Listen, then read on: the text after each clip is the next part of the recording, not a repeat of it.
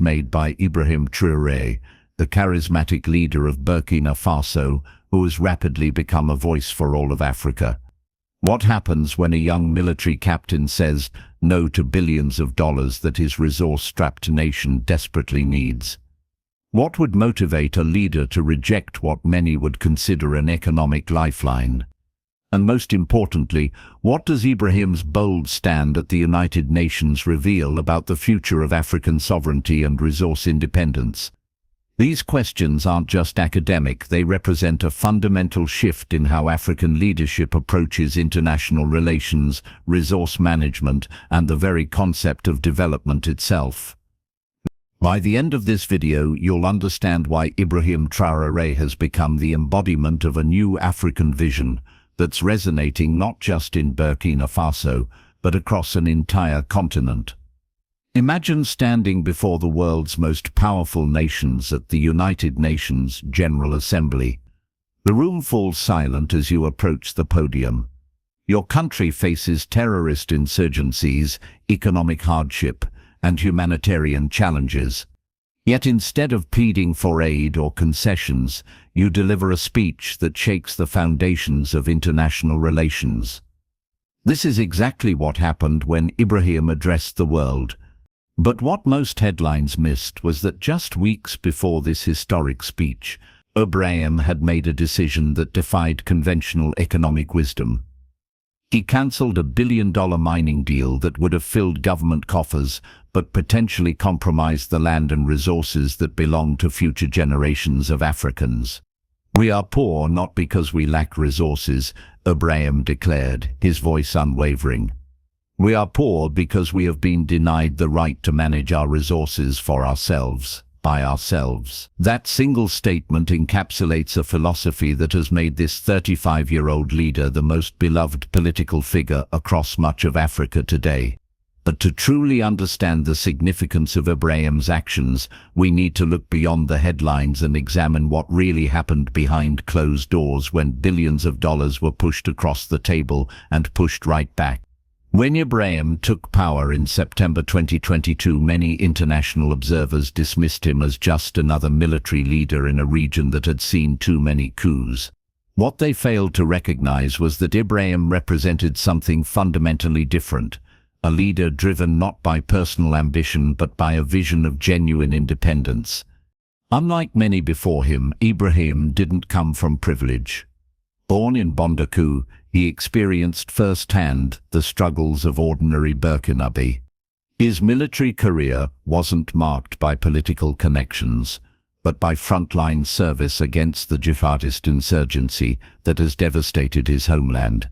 Soldiers who served alongside him describe a man who refused special treatment, who shared the hardships of his men, and who earned respect through action rather than rank.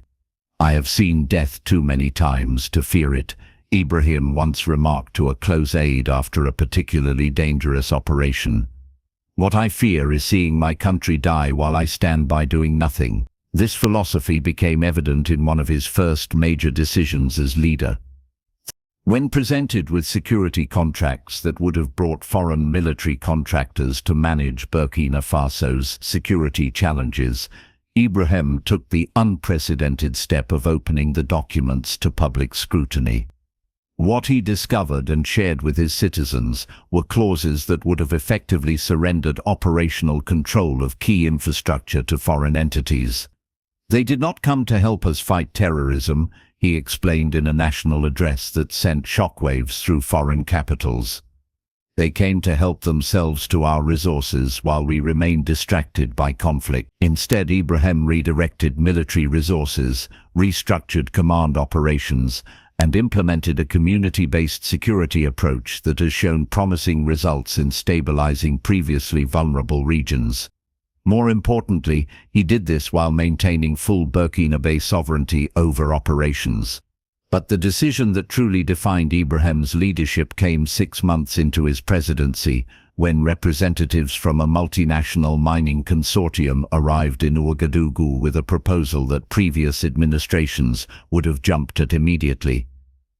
The meeting took place in a conference room at the presidential palace, where mining executives presented what they called the opportunity of a generation, a comprehensive contract for gold, lithium, and rare earth elements extraction worth over $1.2 billion in immediate investment and potentially 10 times that amount over the next 2 decades. What the executives didn't know was that Ibrahim had already consulted with local communities in the proposed mining regions, had brought in independent experts to evaluate the environmental impact assessments, and had personally reviewed similar contracts implemented in neighboring countries. When the presentation ended, the room fell silent. The executives waited for the expressions of gratitude and enthusiasm they had experienced in countless similar meetings across the continent. Instead, Ibrahim asked a single question: what percentage of the processing and value addition will take place here on Burkinabe soil? The uncomfortable silence that followed told him everything he needed to know. The contract offered substantial extraction rights but included specific clauses that limited on-site processing, effectively ensuring that the highest value aspects of the resource chain would remain firmly in foreign hands. 3 days later, Ibrahim announced his decision.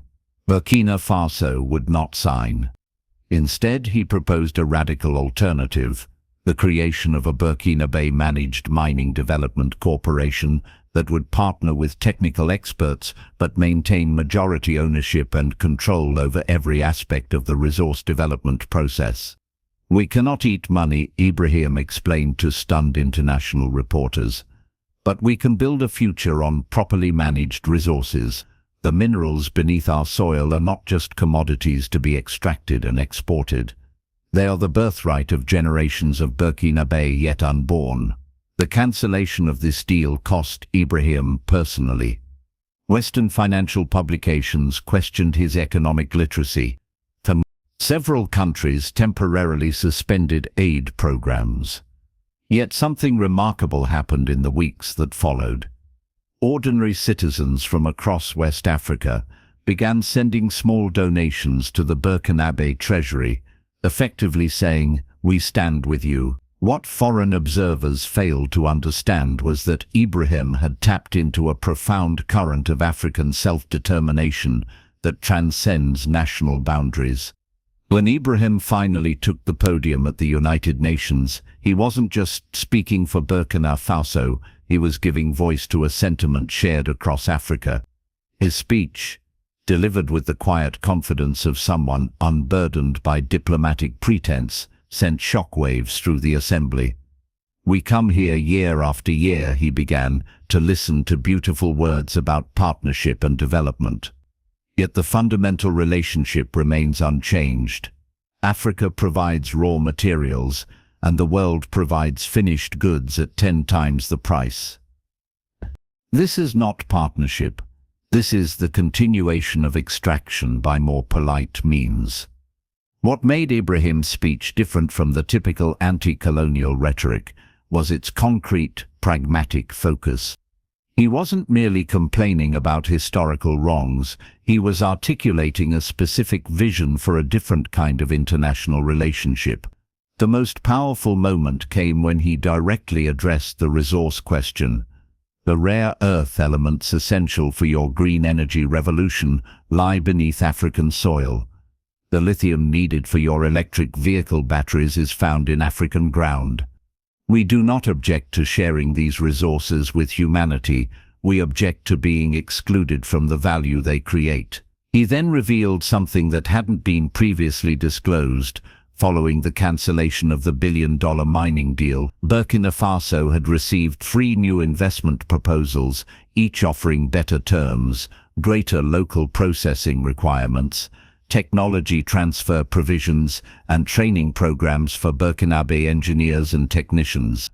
"When Africa stands firm in its worth," Ibrahim observed, "the world does not walk away, it comes back with better offers." This single statement encapsulated a revolutionary approach to resource negotiation that has since been studied and increasingly adopted by other African nations.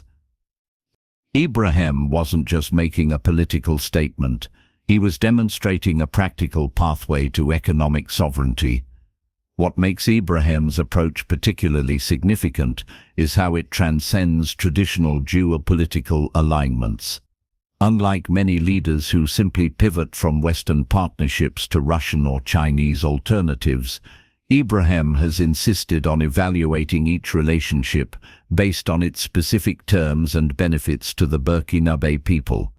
When a Russian delegation arrived in Ouagadougou offering preferential military equipment sales, Ibrahim surprised them by requesting technology transfer provisions and local manufacturing components be added to the deal. Similarly, when Chinese representatives proposed infrastructure development, he insisted on minimum quotas for local labor and management positions. "We are not replacing one master with another," Ibrahim explained to a group of university students in a speech that was shared millions of times across African social media. "We are ending the concept of masters altogether." This independent stance has earned him both admiration and significant opposition. French media outlets have frequently portrayed him as inexperienced or ideologically driven. American diplomatic cables, later leaked, referred to him as problematically nationalistic. Yet on the streets of not just Ouagadougou but Bamako, Niamey, Dakar, and even as far as Johannesburg and Nairobi, his name is increasingly mentioned with respect and admiration. Perhaps most telling was a moment during the African Union summit when, after Ibrahim spoke about resource sovereignty, the Senegalese president was overheard remarking, "He speaks like Sankara, but negotiates like a veteran diplomat." This reference to Thomas Sankara, Burkina Faso's revolutionary leader from the 1980s, who was assassinated, is particularly meaningful. While many have compared the two, Ibrahim has been careful to forge his own path. Where Sankara was fiery and confrontational, Ibrahim is measured and strategic. Where Sankara sometimes alienated potential allies with ideological purity, Ibrahim has built pragmatic coalitions around specific objectives. A Western diplomat who requested anonymity recently admitted, "What makes Ibrahim dangerous isn't his rhetoric, it's that his approach is actually working." Within Burkina Faso, the impact of Ibrahim's leadership has been profound and multifaceted. By renegotiating resource contracts, the government has secured an estimated 40% increase in revenue from existing mining operations, money that has been visibly directed into public services. In Kaya, a city previously devastated by terrorism-related displacement, new schools have been constructed using these funds. In rural communities across the country, agriculture extension programs provide training and equipment to small-scale farmers.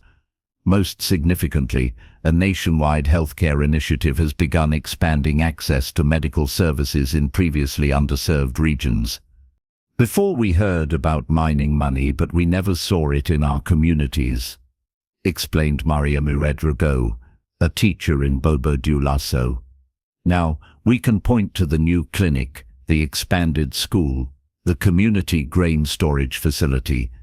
These are built with our resources, for our people." Perhaps the most remarkable aspect of Ibrahim's governance has been his communication style. Rather than secluding himself in the presidential palace, he has maintained a practice of regular unscripted interactions with citizens.